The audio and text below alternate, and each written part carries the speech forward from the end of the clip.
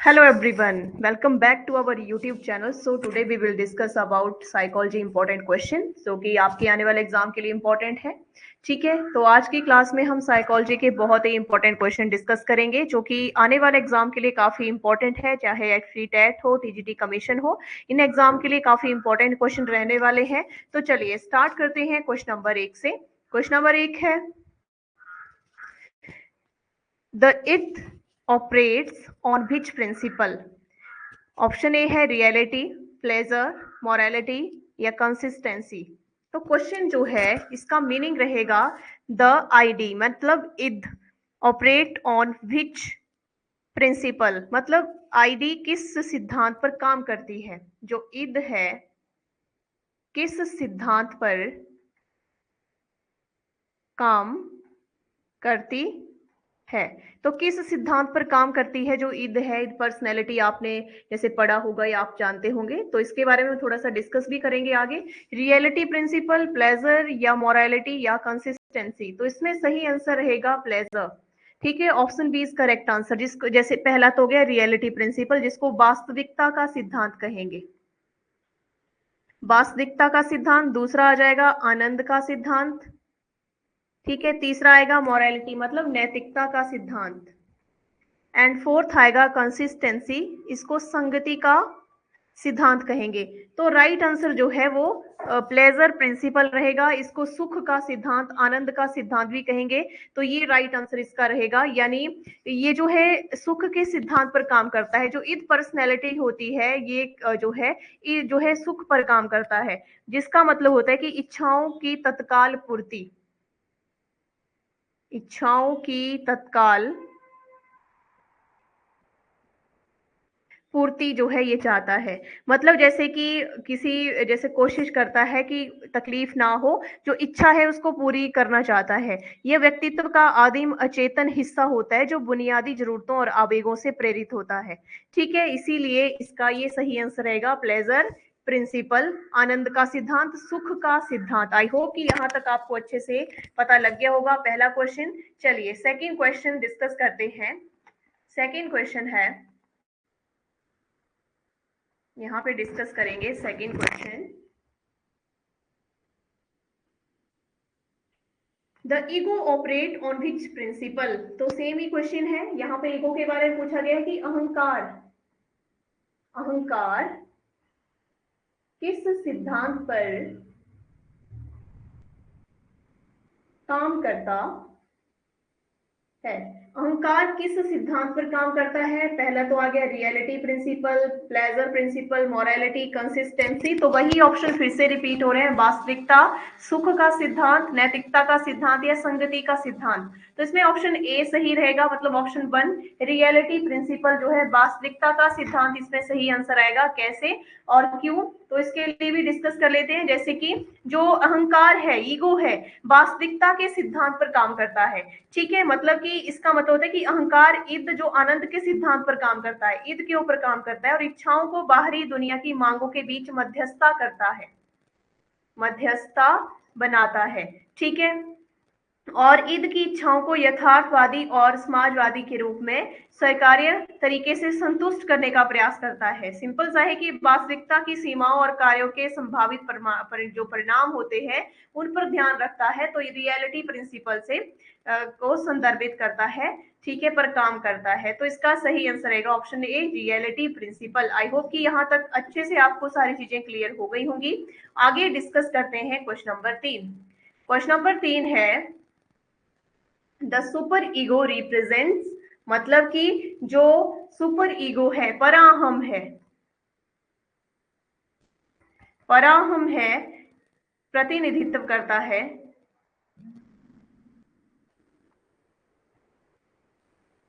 पराहम प्रतिनिधित्व करता है किसका करता है. बेसिक बायोलॉजिकल ड्राइव्स का, मतलब बुनियादी जो जैविक ड्राइव्स है उनका करता है. इरिटेशन या रेशनल डिसीजन मेकिंग मतलब कि तर्क संगत जो निर्णय है उसको लेता है. रेशनल तर्क संगत निर्णय लेना या फिर मॉरल स्टैंडर्ड्स एंड आइडल्स, मतलब कि नैतिक मानक और आदर्श,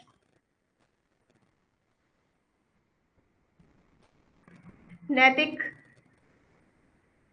मानक व आदर्श, या इमीडिएट ग्रेटिफिकेशंस, मतलब कि तत्काल संतुष्टि।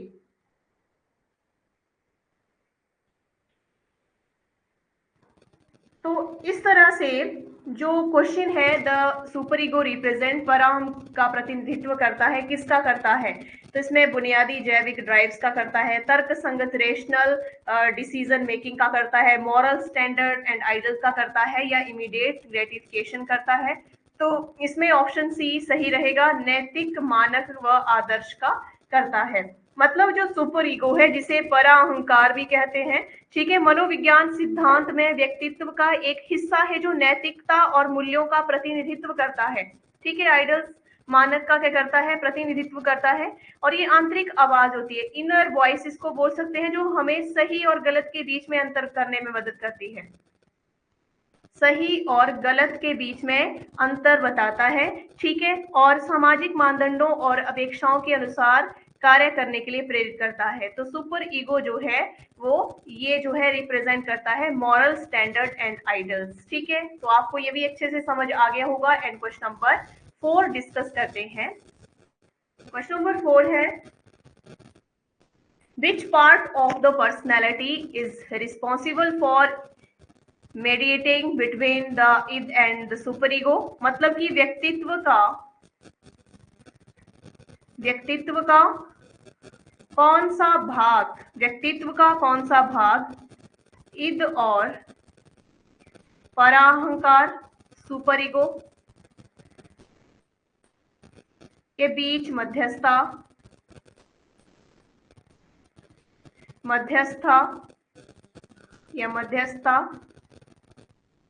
के लिए जिम्मेदार है,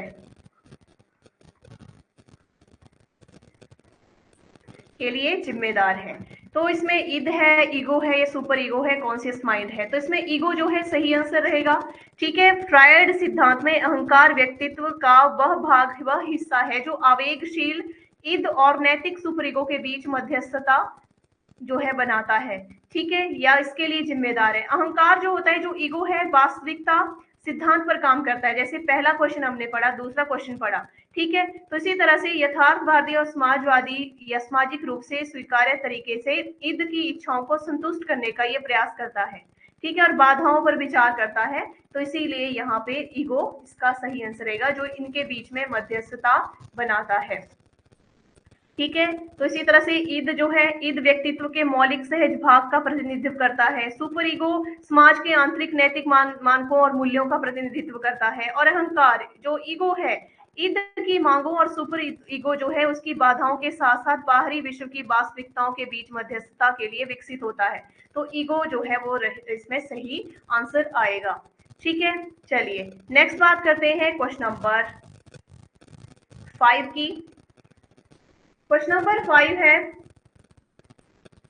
रक्षा तंत्र मुख्य रूप से व्यक्तित्व के किस भाग द्वारा उपयोग होता है? डिफेंस मैकेनिज्म और primarily use by which part of the personality. तो मैं लिख देती हूँ ताकि आपको हिंदी में भी समझ आ जाए और इंग्लिश में, दोनों में आपको अच्छे से समझ आ जाए। रक्षा तंत्र मुख्य रूप से व्यक्तित्व के किस भाग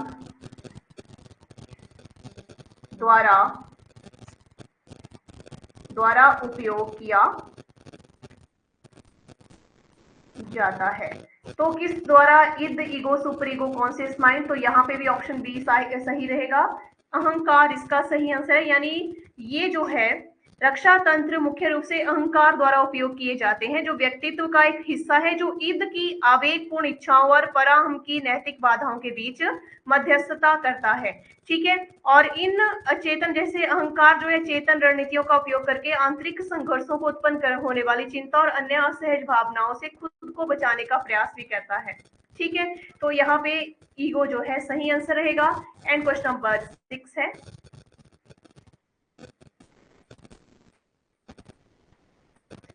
Which psychosexual stage is associated with waning and fixation on oral activities? मतलब कि कौन सी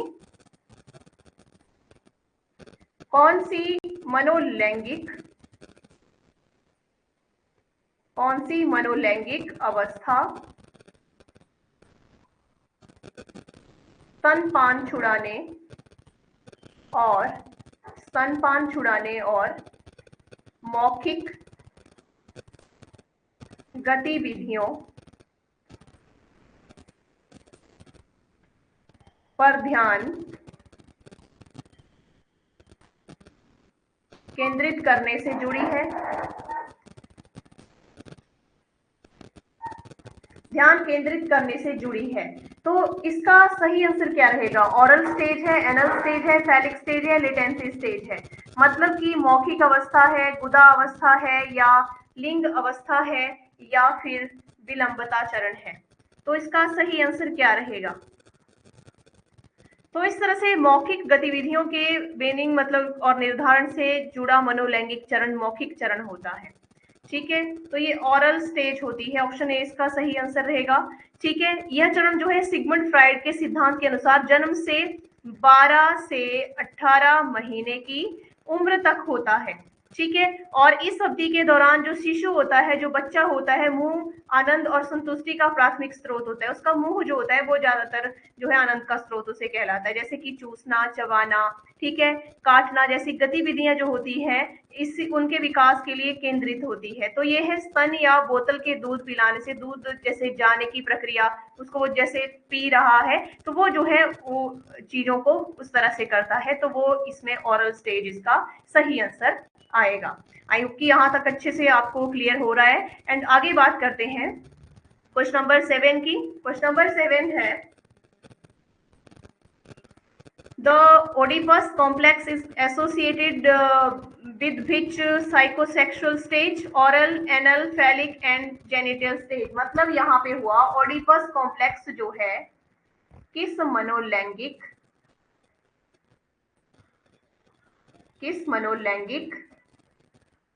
अवस्था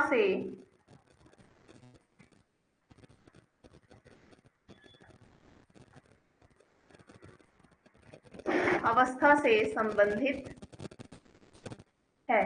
तो किस मनोलैंगिक अवस्था से संबंधित है? पहला तो वही है oral stage, anal, phallic and genital, मतलब कि मौखिक, गुदा, लिंग या जननांग अवस्था से। तो यहाँ पे ऑप्शन सी फैलिक स्टेज आएगा, जिसका मतलब है लिंग अवस्था। तो इसमें जो कॉम्प्लेक्स ऑडिपस कॉम्प्लेक्स है, ठीक है, तो ये जो रहता है फ्राइडन के अनुसार ओडिपस कॉम्प्लेक्स मुख्य रूप से मनोलैंगिक विकास के जैसे फैलिक स्टेज जो है लैंगिक जो लिंग चरण है उससे संबंधित है, और अवस्था आमतौर पर 3 से 6 साल तक की उम्र के बीच में होती है। ठीक है, और ऐसा ये माना जाता है कि ये जो स्टेज होती है इस दौरान लड़कों में अपनी माँ के प्रति और अचेतन इच्छाएं विकसित होती हैं और अपने पिता को प्रतिद्वंदी वो मानते हैं। ठीक है, जबकि लड़कियों में इस तरह की अवधारणा इलेक्ट्रा कॉम्प्लेक्स की अवधारणा से जुड़ी होती है। तो ओडिपस कॉम्प्लेक्स जो है वो लड़कों में रहता है जो कि माँ से ज्यादा जुड़ाव होता है, और इलेक्ट्रा कॉम्प्लेक्स जो है वो लड़कियों में होता है, यानी वो अपने पिता से ज्यादा लगाव रखती है। ठीक है, तो वो चीज जो है वो आएगी तो फैलिक स्टेज रहती है। ठीक है, तो इसका सही आंसर भी आपको पता लग गया। एंड नेक्स्ट क्वेश्चन डिस्कस करते हैं, क्वेश्चन नंबर 8। क्वेश्चन नंबर 8 है according to Freud, which stage involves dormant sexual feelings and focus on social and intellectual skills? मतलब कि फ्राइड के अनुसार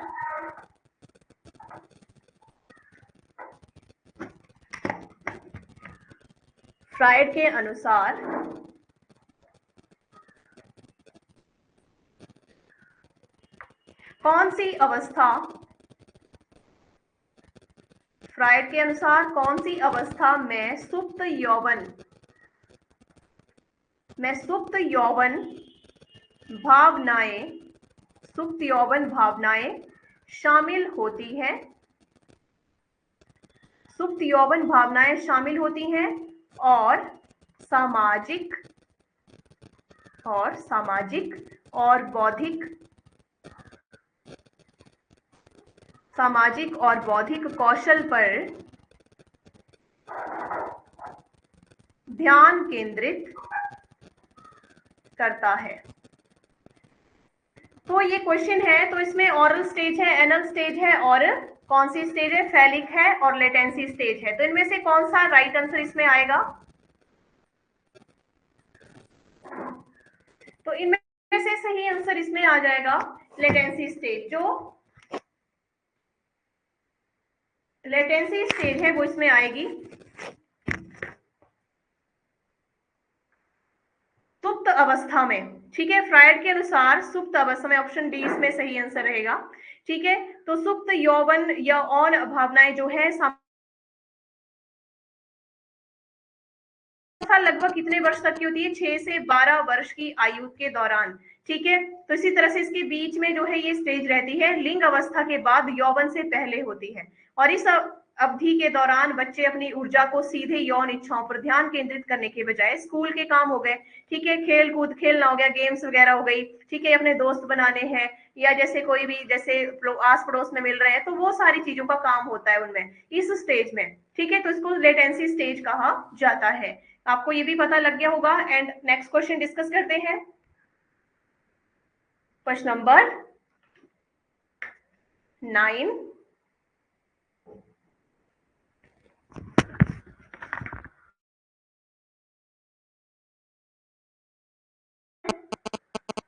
Which of the following concepts is central to Freud theory of personality development? मतलब ये हुआ कि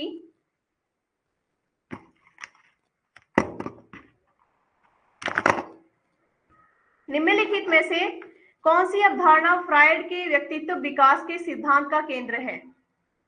कौन सी अवस्था, कौन सी अवधारणा फ्रायड के व्यक्तित्व विकास के सिद्धांत का केंद्र है? तो सेल्फ एक्चुअलाइजेशन है, जिसको आत्म साक्षात्कार कहते हैं। आत्म साक्षात्कार। सेकेंड ऑप्शन है साइकोसेक्सुअल स्टेज, मनोलैंगिक अवस्था, संज्ञानात्मक स्कीमास बोलते हैं, संज्ञानात्मक।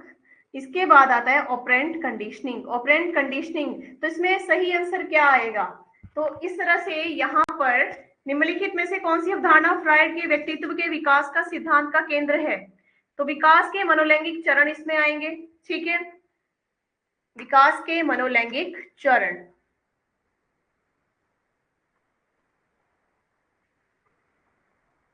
विकास के मनोलैंगिक चरण, साइकोसेक्सुअल स्टेज, ऑप्शन बी सही आंसर रहेगा। ठीक है, तो फ्रायड ने प्रस्तावित क्या किया? ये किया कि व्यक्तित्व विकास कई मनोलैंगिक चरणों से होकर गुजरता है, जैसे कि 5 स्टेजेस इसने बताया। लेटेंसी स्टेज हो गई, फैलिक स्टेज हो गई, ठीक है, जेनिटल स्टेज हो गई, तो ये स्टेजेस बताई है इसने। तो इसी से जो है इसने बताया कि बहुत सारे चरणों से होकर गुजरता है। मौखिक हो गया, गुदा, लिंग, प्रसूति और जन्नांग इत्यादि। प्रत्येक चरण में विभिन्न कामोत्तेजक क्षेत्रों से संबंधित संघर्ष मिलता है। ठीक है, जैसे स्वस्थ व्यक्ति विकास के इन चरणों को सफलतापूर्वक पार करना बहुत ही इंपॉर्टेंट होता है। कुछ बच्चे अनसुलझे होते हैं, कई जगह पर अटक भी जाते हैं, तो वो सारी चीजें आती हैं इसमें। तो इसमें साइकोसेक्सुअल स्टेज जो है सही आंसर आएगा। चलिए नेक्स्ट क्वेश्चन डिस्कस करते हैं, क्वेश्चन नंबर 10 है।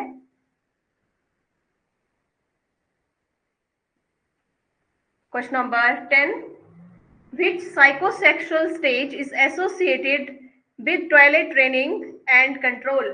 कौन सा मनोलैंगिक चरण, ठीक है, कौन सा मनोलैंगिक चरण शौचालय प्रशिक्षण और नियंत्रण से जुड़ा हुआ है? शौचालय प्रशिक्षण और कंट्रोल नियंत्रण से जुड़ा है। ऑरल स्टेज, एनल, फैलिक या जेनिटल स्टेज? तो इसमें एनल स्टेज आएगा। ठीक है, गुदा अवस्था इसको कहेंगे, गुदा अवस्था। तो इस तरह से ये गुदा अवस्था शौचालय प्रशिक्षण नियंत्रण से जुड़ी अवस्था है। लगभग 18 मंथ से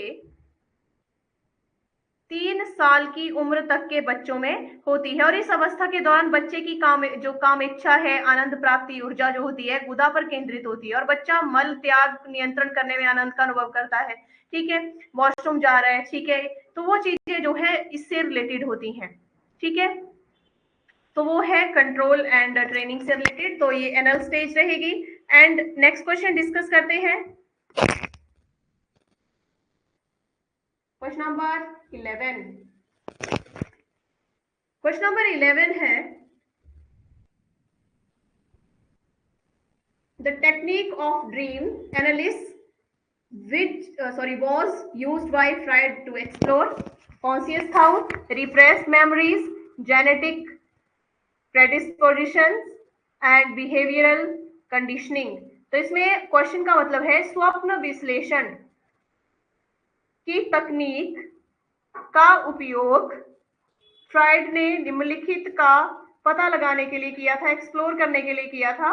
तो इसमें सचेतन विचार या फिर दमित यादें या फिर यहाँ पे अनुवांशिक पूर्वाग्रह रहेगा या फिर व्यवहारिक कंडीशनिंग रहेगी।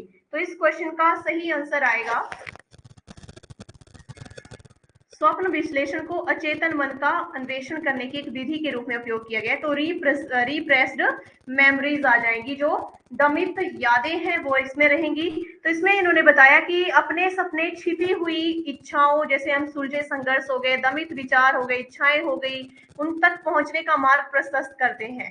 ठीक है, तो वो जो है इसमें राइट आंसर रहेगा।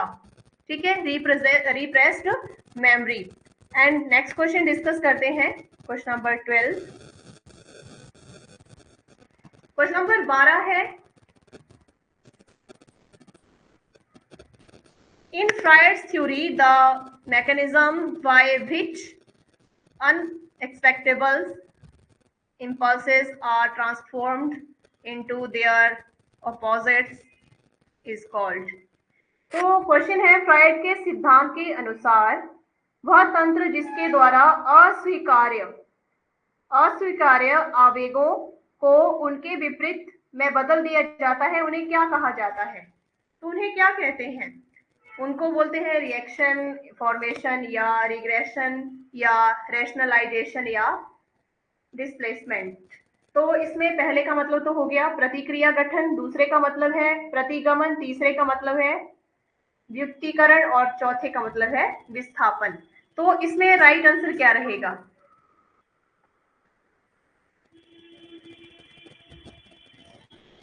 तो इस क्वेश्चन का सही आंसर आएगा रिएक्शन फॉर्मेशन।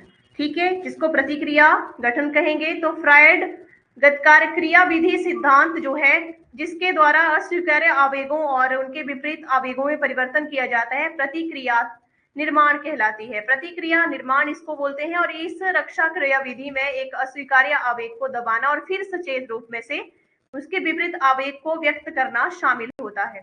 ठीक है, तो ये जो है इसका सही आंसर रहेगा। एंड नेक्स्ट क्वेश्चन डिस्कस करते हैं, क्वेश्चन नंबर 13। क्वेश्चन नंबर 13 है, फ्राइड की पूर्व चेतन की अवधारणा संदर्भित करती है। Freud concept of the preconscious refers to, Freud की पूर्व चेतन की अवधारणा संदर्भित क्या करती है? तो ये संदर्भित करती है thoughts that are not currently in awareness but can be brought to consciousness. तो इसमें सही आंसर ऑप्शन सेकंड रहेगा। ठीक है, तो मतलब फ्राइडन सिद्धांत में पूर्व चेतन एक मानसिक क्षेत्र को संदर्भित करता है। ठीक है, और जहां विचार, भावनाएं हो गई, ठीक है, और स्मृतियां हो गई, वर्तमान में चेतन जागरूकता में नहीं है और उन्हें आसानी से प्राप्त किया जा सकता है और चेतना के अनुभाग में लाया भी जा सकता है। तो इसीलिए ये इसमें सही आंसर रहेगा। ठीक है, चलिए नेक्स्ट क्वेश्चन डिस्कस करते हैं, क्वेश्चन नंबर 14। क्वेश्चन नंबर 14 है, the term पैनिस is associated with which stage of fried theory? लिंग ईर्ष्या, लिंग ईर्ष्या शब्द फ्राइड के किस सिद्धांत के चरण से जुड़ा है? लिंग ईर्ष्या फ्राइड के किस सिद्धांत से जुड़ा है, किस चरण से जुड़ा है? ऑरल, एनल, फैलिक या लेटेंसी स्टेज? तो ये फैलिक स्टेज से जुड़ा हुआ है। ठीक है, शब्द लिंग मुख्य रूप से फ्राइड के मनोलैंगिक सिद्धांत की से जुड़ा हुआ है और विशेष रूप से लिंग अवस्था और लिंग ईर्ष्या की अवधारणा से जुड़ा हुआ है। तो ये वाला जो है इसमें सही आंसर रहेगा।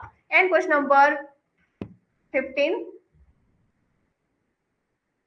क्वेश्चन नंबर 15 है,